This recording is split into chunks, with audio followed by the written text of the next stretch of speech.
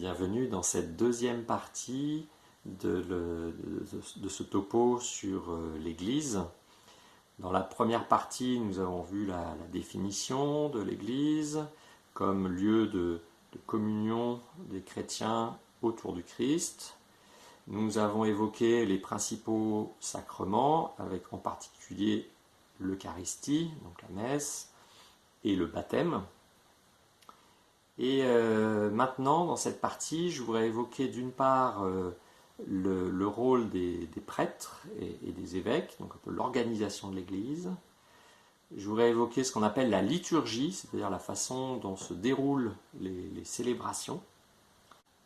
Et puis, dans un dernier temps, nous essaierons de voir en quoi l'Église, enfin, qu'est-ce qu'apporte l'Église finalement à chacun dans son cheminement.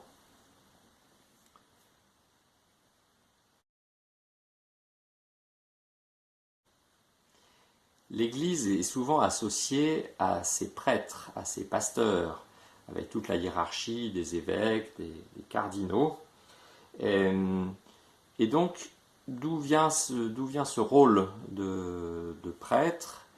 Eh bien, ça commence par Pierre. Après la résurrection du Christ, Jésus va rencontrer Pierre, qu'il avait renié 3 fois en disant « Je ne connais pas cet homme » là, au moment de la crucifixion, parce qu'il avait peur, tout simplement. Et donc, Jésus lui pardonne, et par 3 fois, il va lui demander « Pierre, m'aimes-tu » Et Pierre va à chaque fois répondre « Mais tu sais bien que je t'aime ».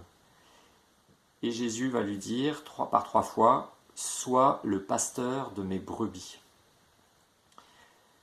Jésus va se baser sur le fait que Pierre est vraiment celui qui a le plus d'amour pour lui, le plus de fougue, le plus de zèle, avec quelque chose qui ne vient pas de lui, du coup, qui lui a été donné par Dieu, cet élan, cet appel à le servir.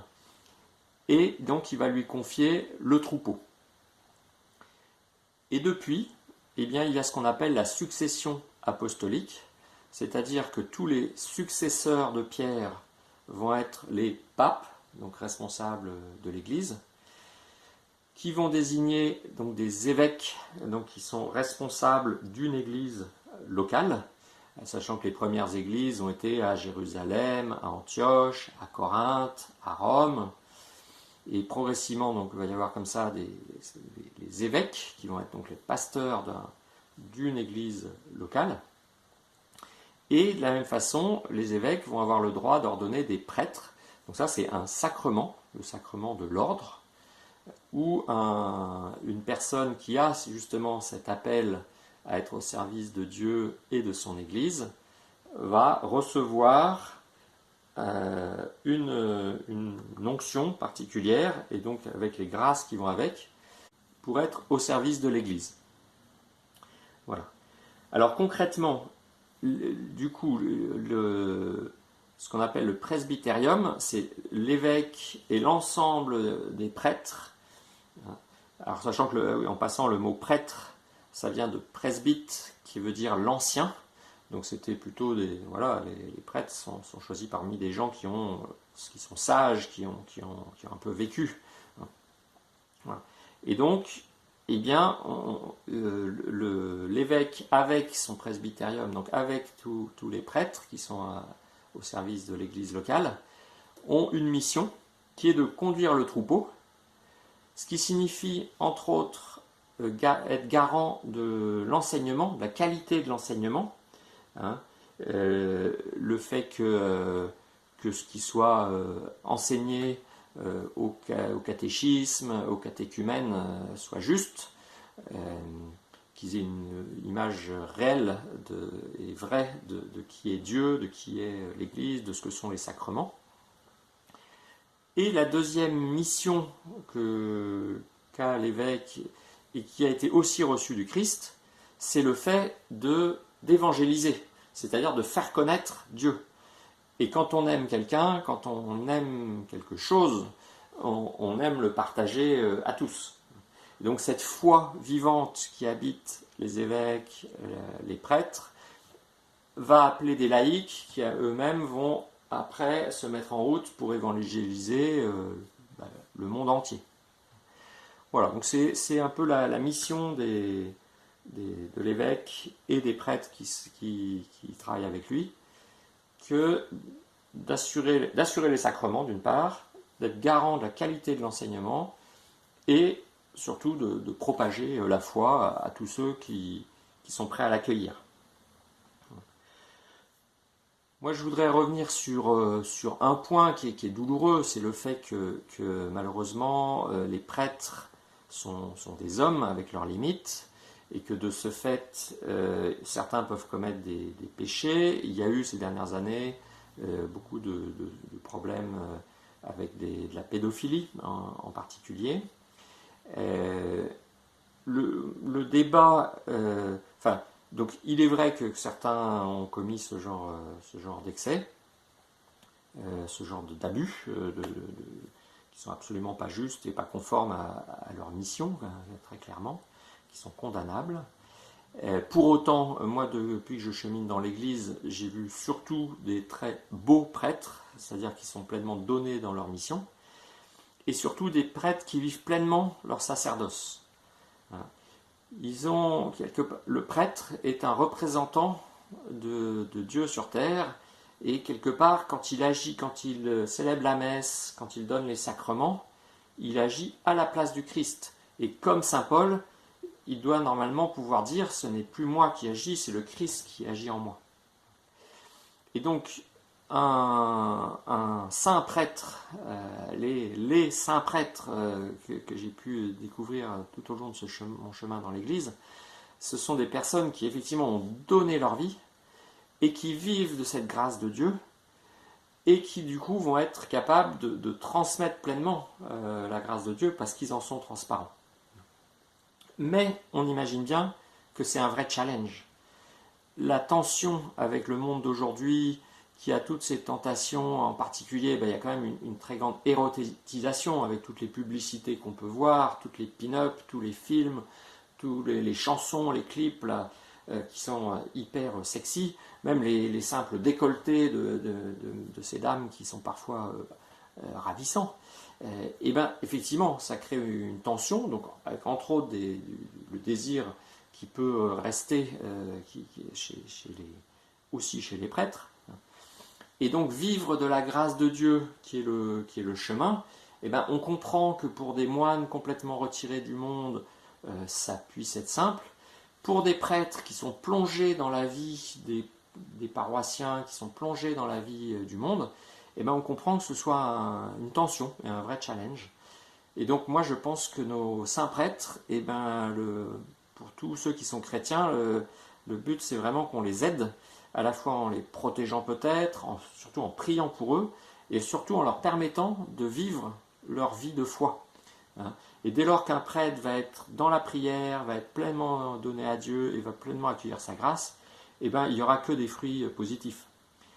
Et après, s'il a des fragilités, soit psychologiques d'un point de vue historique, soit autres, et ben effectivement, peut-être qu'il faudra qu'il renonce au sacerdoce d'une part, ou peut-être qu'il ait des mesures particulières. Mais voilà, le chemin, c'est bien d'essayer d'accompagner nos saints prêtres. Voilà. Et pour finir sur ce chapitre donc, de l'organisation de l'Église, tout ce que je viens de décrire, c'est ce qu'on appelle l'Église séculière, donc qui est dans le siècle, qui est dans le monde, avec les prêtres, un évêque par diocèse, un archevêque par archevêché, par grande région en France, Paris, Reims, Marseille, Lyon, et puis des cardinaux qui là sont nommés par le pape. Donc parmi les évêques, certains ont le grade de cardinal, et les cardinaux vont se réunir à Rome pour traiter des dossiers d'une part, pour élire les nouveaux papes d'autre part. Et donc il y a toute une organisation comme ça de l'Église séculière. Mais il y a par ailleurs ce qu'on appelle l'Église régulière. Donc ça, ce sont tous les ordres monastiques, les bénédictins, les franciscains, les dominicains, les jésuites, ordre monastique d'une part, ou communauté nouvelle, communauté autre. Voilà. Bon, je ne vais pas rentrer dans le détail dans ce topo, mais je ferai tout un topo sur sur cette autre dimension de l'Église par ailleurs.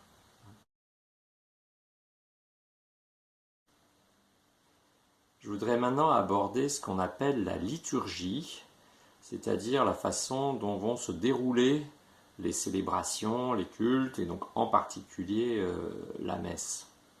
Le mot liturgie signifie en grec, il y a la notion d'action. Donc ce sont en fait tous les actes que vont poser les prêtres, tous ceux qui les assistent, hein, les laïcs, au service de ces sacrements que sont la communion, les baptêmes, voilà. Et donc on comprend bien déjà que la liturgie, ça va être quelque chose de sacré, puisqu'on participe avec l'Église au nom du Christ, quelque part même avec le Christ, à la sanctification des fidèles. Le but, c'est d'aider les fidèles à prier, à se tourner vers Dieu. Donc, tout ce qu'on appelle, donc toute la liturgie, ce n'est pas juste à la fois du spectacle, des belles choses, des beaux chants, ou du protocole, ou quelque chose de bien organisé. C'est une action sacrée.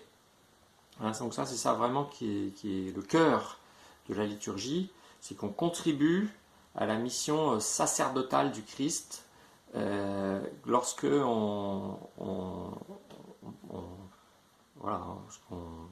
agit au service de la liturgie dans l'Église. Donc ça explique tout de suite déjà la dignité de la liturgie. Et je vais commencer tout de suite par ce point-là, c'est que certains ont été choqués par exemple la beauté à une époque. Hein, si je vous montre là, c'est un livre sur Vézelay. Hein, donc au 11e, 12e, 13e siècle, la France s'est couverte d'un blanc manteau d'églises, de cathédrales, toutes plus belles les unes que les autres, hein, avec des statues magnifiques. Tous les vêtements liturgiques, les objets liturgiques faisaient l'objet aussi d'un travail énorme avec des calices donc en or, avec des chasubles brodés, avec des paillettes, donc quelque chose de magnifique. Voilà. Aujourd'hui, ça en choque certains en disant « oh là là, c'est un abus de richesse, etc. » Mais finalement, dans une certaine perspective, il faut juste se dire qu'encore une fois, tout ça, c'est pour rendre grâce à Dieu et pour être au service de Dieu. Et dans un monde comme à ce cœur du Moyen-Âge, il y a vraiment eu un âge d'or de la foi en France et dans une grande partie de l'Europe, eh bien, que pour l'homme qui a la foi, eh bien, c'est normal de tout donner pour Dieu, qui nous a en premier déjà tout donné. Donc le fait qu'on consacre l'argent, voire même l'argent public quelque part à l'époque, enfin l'argent était centralisé par les seigneurs ou par les évêques et qui construisaient des magnifiques bâtiments religieux, ben moi je dirais c'était pas plus mal. Et d'ailleurs la preuve c'est qu'ils restent aujourd'hui tellement ils étaient beaux et ils sont plus reconnus qu'un centre Pompidou qui dans 100 ans n'existera plus. Bon. Donc ça, c'est pour insister sur déjà la dignité et puis surtout la noblesse, la beauté de la liturgie, mais surtout le fait que ce soit quelque chose de surnaturel hein, auquel on va s'associer. Le deuxième aspect qui me paraît important quand on parle de la liturgie, c'est que c'est pas, elle vient de Dieu et on la reçoit de Dieu. C'est pas d'abord une initiative de l'homme qui se dit ah ben tiens je vais faire les choses comme ci comme ça. La messe, eh ben on commémore le jeudi saint, donc la scène du Christ, et il y a un déroulé, il y a des paroles avec lesquelles on ne joue pas, puisque ce sont les paroles de Dieu, les paroles de la Bible. Quant à la disposition des éléments, on peut se référer à l'Ancien Testament. Dans l'Ancien Testament, c'est Dieu lui-même qui avait dicté à Moïse très précisément à quoi devait ressembler l'Arche d'Alliance, à quoi devait ressembler la tente sacrée, le saint des saints, le saint, donc la forme d'un temple. Tout ça avait été donné explicitement par Dieu dans des révélations données à Moïse. Et bien, de la même façon, toute la construction et la liturgie chrétienne hérite pour une part de cet héritage juif, et d'autre part, c'est construite avec le temps, mais toujours en étant à l'écoute de la volonté de Dieu, de l'expérience des premiers chrétiens, et l'expérience surtout des apôtres qui ont vécu avec le Christ. Donc voilà, donc c'est quelque chose qui est à avoir en tête, au sens où du coup, dans certaines paroisses, on voit des personnes qui veulent prendre beaucoup de liberté par rapport à la liturgie. Eh bien, c'est pas juste, hein. L'Église nous donne un cadre avec le missel, la PGMR, la présentation générale du missel romain, qui décrit très précisément quand on doit faire tel acte, quand les gens doivent se mettre à genoux ou pas, le type de chant, le déroulé standard selon le type de célébration. Voilà, il y a un cadre qui existe, et dans ce cadre, eh bien, nous sommes libres de choisir tel chant, de l'amplifier plus ou moins, de faire ce qui paraît le plus juste ou le plus adapté à chaque situation locale. Mais voilà, donc la liturgie, elle est reçue de Dieu par l'Église. Ça, c'est un point qui me paraît important. Et après, du coup, ce qui est fondamental, encore une fois, c'est une action surnaturelle qui est menée. Eh bien, la liturgie, pourquoi on veut la respecter, c'est parce qu'elle va d'elle-même exprimer quelque chose de la grandeur de Dieu. On dit qu'elle est mystagogique, au sens où elle révèle le mystère de Dieu. Plusieurs personnes ont fait des expériences très fortes en rentrant dans une église, simplement en étant marquées par les volumes des bâtiments, en étant marquées par l'odeur de l'encens, par la magnificence de ce qui était présenté, parfois par la sobriété ou l'humilité de ce qui était présenté aussi, hein, par les paroles. Voilà, et bien tout ça c'est ce qu'on appelle donc la mystagogie de la liturgie, qui aide les fidèles, qui aide les participants à une célébration à rentrer dans le mystère de Dieu et du coup à approfondir leur foi. Bon, moi, j'ai été ces derniers temps, par exemple, marqué par une communauté où la liturgie s'inspire beaucoup de la liturgie orthodoxe. Dans la liturgie orthodoxe, il y a toutes ces paroles qui invoquent le Seigneur, qui invoquent Dieu et qui essaient d'expliquer le mystère, et qui sont quelque chose de très beau, parce que quelque part, ça m'a fait faire l'expérience de rentrer dans ce mystère et de tout d'un coup, effectivement, de voir l'action de l'Esprit Saint, de comprendre la posture de Marie, voilà. Donc la liturgie, elle est au service de tout ça, hein.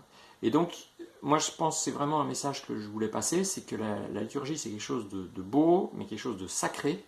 Et en ce sens, il est important que nous nous formions pour mieux la comprendre de l'intérieur, dans la prière, dans l'Esprit Saint, et qu'à ce moment-là, elle va porter du fruit comme elle est amenée à en porter. Du coup, je vais conclure avec justement tout ce que nous apporte l'Église, la liturgie, les sacrements en tant que chrétien. A tout de suite.